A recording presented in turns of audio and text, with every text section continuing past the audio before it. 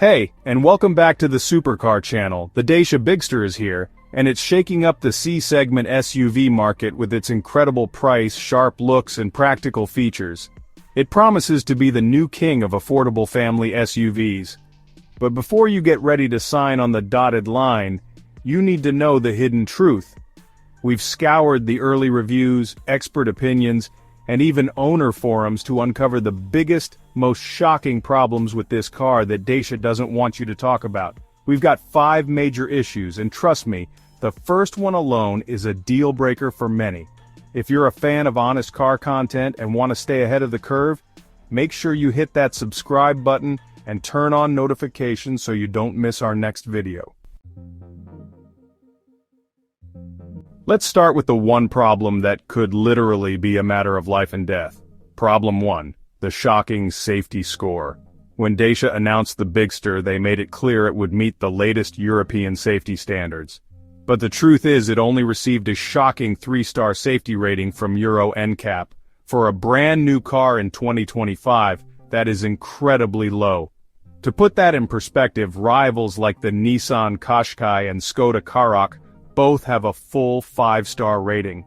A deep dive into the Euro NCAP report reveals exactly where the Bigster falls short. The adult occupant protection score was a concerning 69%, and the safety assist score was an even lower 57%. The report specifically mentions a lack of far side protection in the side impact test, meaning the passenger in the car is less protected in a crash from the opposite side.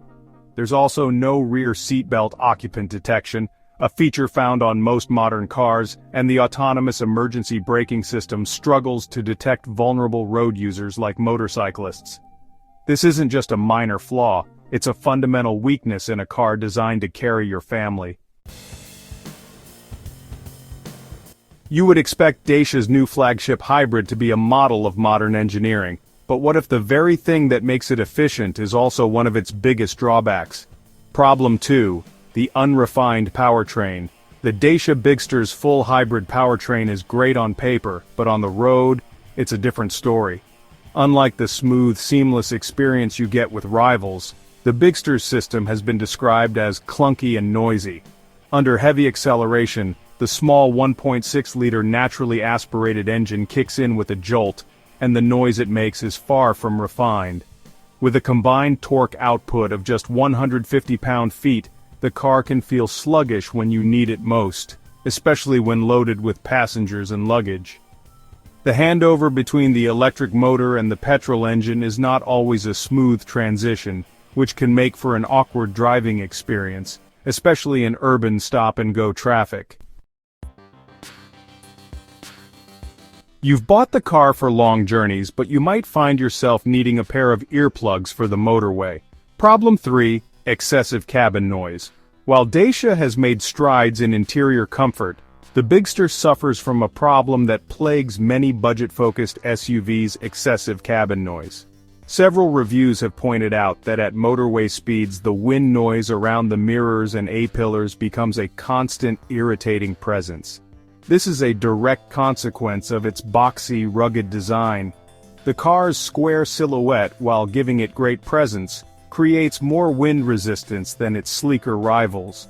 This makes the Dacia Bigster a noticeably noisier car than the likes of a Nissan Qashqai or Skoda Karoq on a long trip, forcing you to turn up the radio to drown out the constant hum. It's Dacia's most premium car ever, but inside you'll find it still feels like, well, a Dacia. The Bigster has some impressive features for a car at its price point, including a 10-inch multimedia screen and even a powered tailgate. But don't be fooled. When you start to look at the finer details, the cheap price tag becomes apparent. The interior is full of hard, scratchy plastics, and the overall feel is best described as functional rather than premium. While the design is modern, the materials are a step down from what you'd find in even a mid-range family SUV from a mainstream brand. This is a problem not just because it looks and feels cheap, but because it's a car you'll be spending a lot of time in. While it might be a step up from the Duster, the Bigster's cabin quality simply doesn't compete with its C-segment rivals.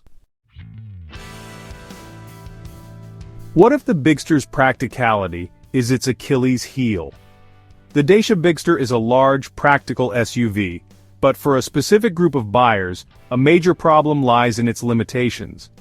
While the mild hybrid models can tow a reasonable 1,500 kilograms, the full hybrid version, the one most buyers will consider for its efficiency, can only tow a disappointing 1,000 kilograms. For anyone who owns a caravan, a small boat or a trailer, this is a massive issue. It's a classic case of Dacia making a trade-off to save money. Similarly, other features are deliberately omitted to keep the price down. There is no 7-seat option even though the platform could support it because Dacia wants you to buy their jogger for that. For a car that's otherwise so practical, these omissions can be a deal-breaker. The Dacia Bigster is an undeniably attractive proposition on paper, offering impressive practicality, a rugged aesthetic, and an attractive initial price. However, as our analysis has shown, being an informed buyer means understanding the significant compromises that underpin this value proposition. From its alarming 3-star safety rating and unrefined hybrid powertrain, to its lack of cabin refinement, low-rent interior materials and limited towing capacity, these are critical facts that a potential buyer cannot afford to ignore. The ultimate verdict on the Dacia Bigster comes down to a single question. Are you willing to overlook these significant compromises for the sake of affordability? This car is not for the buyer who wants more power, more toys, more prestige, more luxury, more comfort. Instead, the ideal Bigster buyer is the one who understands that a car's core value lies in its functionality, simplicity, and practicality. It's for the family that needs a massive, affordable 5-seat SUV that nails the basics and little else. What do you think of these shocking truths? Do they change your perspective on the Bigster? Share your comments below. If this video helped you out, please give it a thumbs up and share it. And hey, don't forget to subscribe to Supercar for more unbiased automotive insights and essential buyer's guides. Thanks for watching, and we'll see you in the next one.